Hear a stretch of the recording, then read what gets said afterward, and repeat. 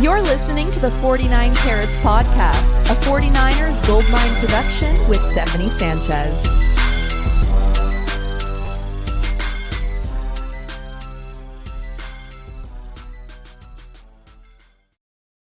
What's going on, everyone? Welcome to another edition of the 49 Carats podcast. I'm your host, Steph.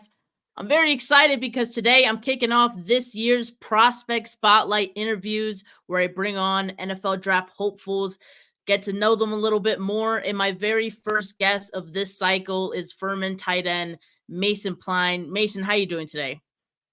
Doing well. Thanks for having me. Yeah, of course. Well, without further ado, let's get into some of these questions. Let the people get to know you here. So you finished your collegiate career at Furman, but it actually started at Ferris State, right? Close to home in Michigan. So what prompted the transfer to Furman? Because it's a little further from home out there in South Carolina. Why did it feel like Furman was the right move for you at that point in time? Yeah, had a great experience at Ferris State. I spent 5 years of my life there. Met a lot of my friends for life there. But ultimately, it was just the offensive scheme within the football team was not very suited to tight ends. It was more of a 10 personnel based, spread triple option kind of offense.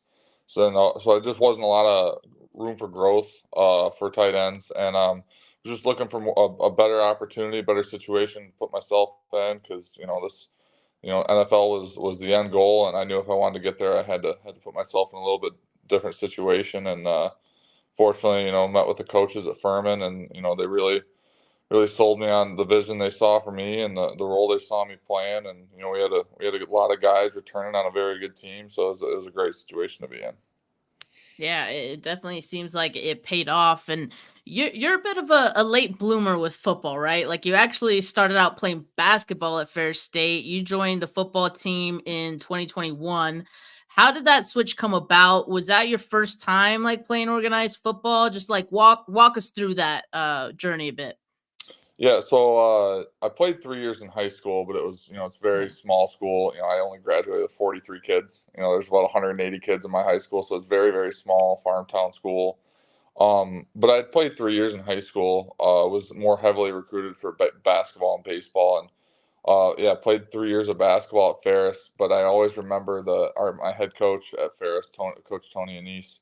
He would always like kind of make jokes or something in the facility and be like, "Hey, come play tight end for me," or just kind of mess with me and my coach about it. And kind of, I finally took him seriously. I'm like, "Hey, like, I want to do this. Like, would you have me?"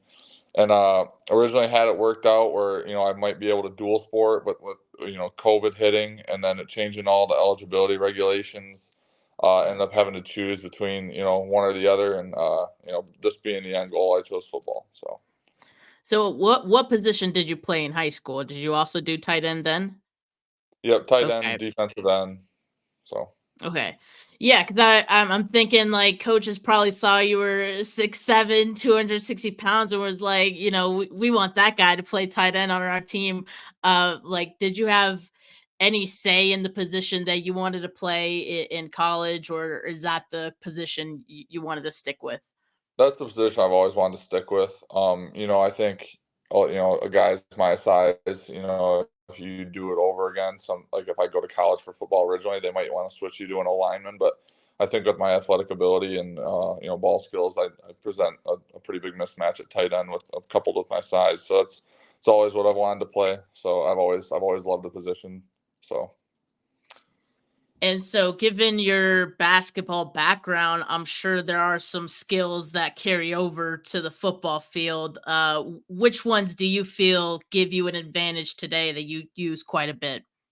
I'd say the biggest thing is just ball skills, high pointing the ball, attacking it, and just using my body to create space, but like in a legal way, I guess I should say, not pushing off, like Yeah. boxing out a guy on the goal line, catching balls. I got a big frame, just using my body to create a window for the quarterback, and just using those different things. But I think the ball skills is the biggest translation. It's just like attacking a rebound. So That's probably the biggest, direct correlation I can make. There's a lot of other, footwork, certain things like that, but that's the biggest, direct relation. We got a question from the chat here from Corey. He says, "What do you enjoy most about playing tight end?" Oh man, I think just the versatility of it. You are involved in every play one way or another. Whether it's your run blocking, pass blocking, you got to know the whole offense. You got to know every single route. Even if you're not running a route on that play, you got to know four different positions, five different positions depending on the offense you're in. It's just it's a very versatile position. You're dependent on by everyone, the O line, just being able to be that Swiss Army knife, and just make a play downfield, but also just be a problem in the run game. Blocking guys that are bigger than you, but if you can hold your own, that's how you get paid. So Mr. Kittle's done it for a lot of years. I mean, he's one of the best to do it as far as run blocking goes. So. Just the versatility of it is the biggest thing for me. I love watching guys with multiple skill sets. Yeah, there's definitely a lot of responsibility that goes along with it. Are there any players in the NFL that you've kind of grew up watching, or you kind of try to emulate a bit? Yeah, I mean, growing up, Gronk was always the one for me. Watching him. I've always loved watching Kelsey and Kittle as well. But I try, I watch as much of everybody as I possibly can, but I try to watch more now, guys with similar physical traits to me because like I'm a little bit bigger overall than so because I grew up a Lions fan. Sam Laporta. He's a Yeah, little smaller, he's a dog. 6'3", 6'3", 245, whatever he might be. But so I try to watch guys like Mark Andrews is a little bit bigger, Jake Ferguson, those kinds of guys more recently.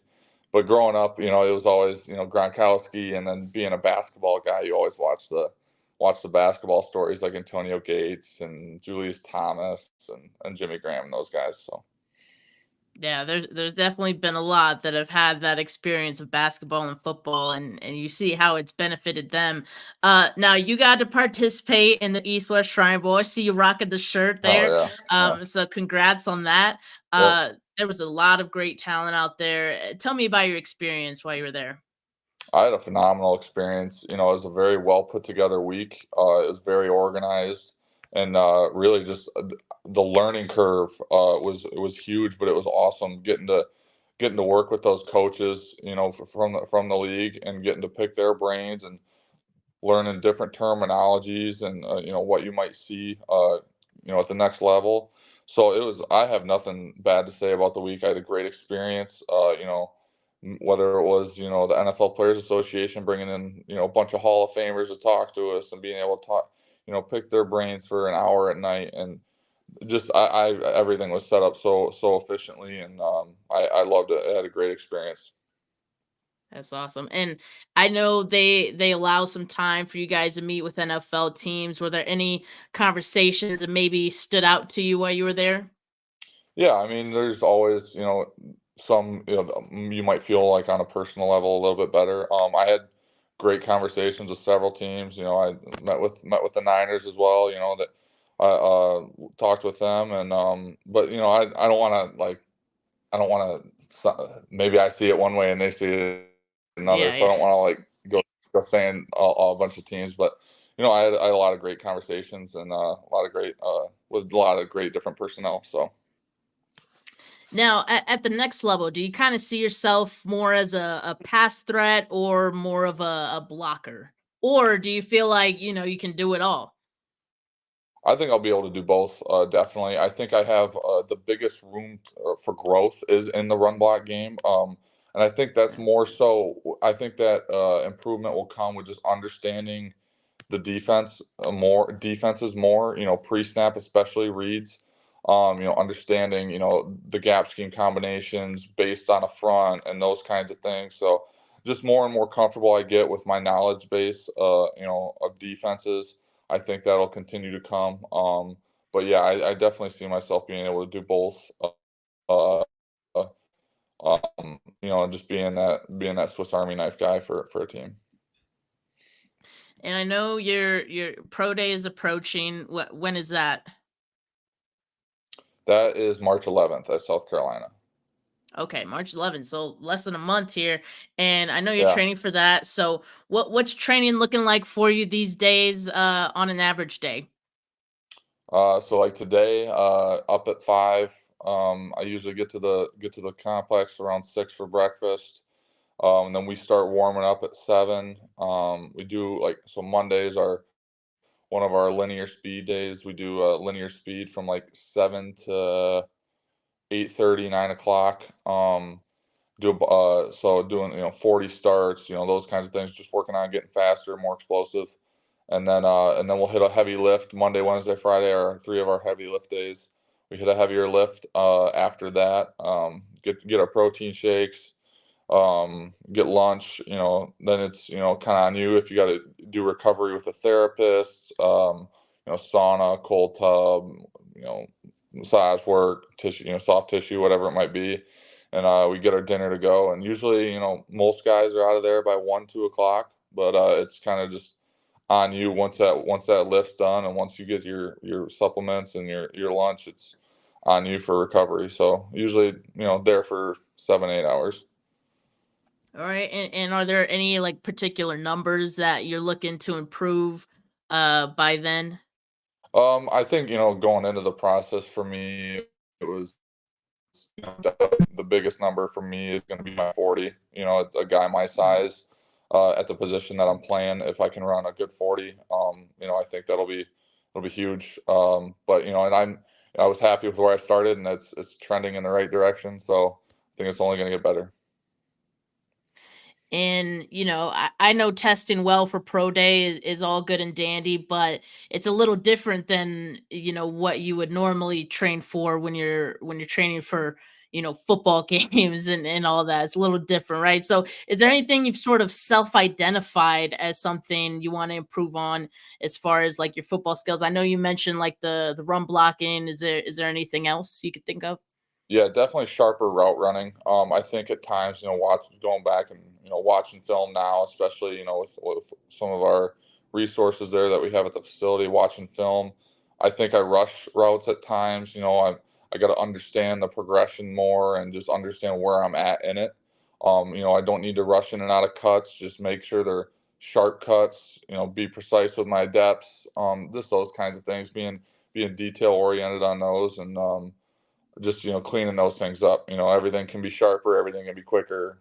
But just continuing to refine that stuff is big for me as well, so along with the run block game. So So what's your favorite route to run right now? for me, it's anything over the middle. Whether it's a basic, bank post kind of thing, a seam. I think I'm a big target, a big body across the middle, and I think at times, DBs like they're there, but they're a little bit more hesitant to lower the shoulder on a bigger guy because they know it's going to hurt just as much. It's hurt them as much as it is us. So anything over the middle, giving a big target for the tight end or for the quarterback, and if nothing else, it takes a lot of attention away from other guys on the outside. So Cameron says anything over the middle, draft him now. So yeah, definitely people love to see that. Now I always end my interviews with this question. What would a team and a fan base be getting with Mason Pline both on and off the field?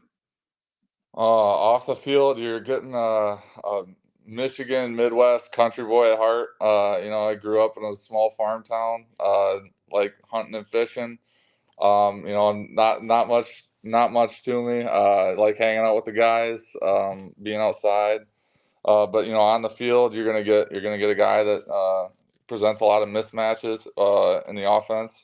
I think I'm too big for a safety to cover, and I'm going to be too fast for a linebacker as well. So just presents a lot of mismatches, and is going to get a guy that's going to come ready to play every down. Been a big learning thing for me as well. Because basketball, you're able to take maybe a trip down the floor off here and there, and if you don't bring it every play in football, you're going to get embarrassed. So that was a big learning curve too, and just trying to get better each day right now. But getting a guy that's gonna work his ass off every play. So. Well, I love it. And I love the confidence. You're like, no one can guard me. I love that. You definitely got to have some of that confidence on the field. But Mason, thank you so much for taking the time to join me today. It's been a pleasure. Looking forward to seeing what the next few months bring for you. So best of luck throughout this process, and hopefully everything goes well with your pro day. Thank you to the live viewers. Make sure you like this video, subscribe to the channel if you haven't yet. There will be many more prospect interviews leading up to the draft, just like this one. So hit that notification bell so you know when I go live. Audio listeners, follow the pod, leave a rating, whatever your heart desires. But for now, have a good rest of your Monday, folks. Peace.